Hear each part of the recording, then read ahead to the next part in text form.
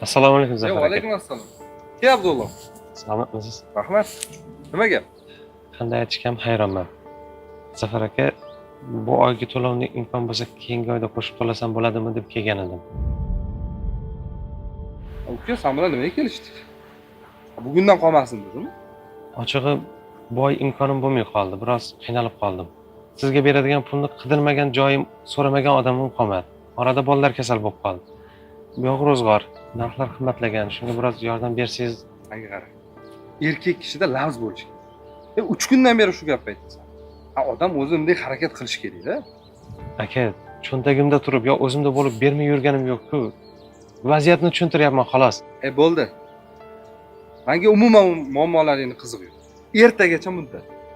Yo pulni joyiga qo'yib qo'yasan, yoki mashinani olib kelib qo'yasan. Tushundingmi? Bo'ldi, tamom.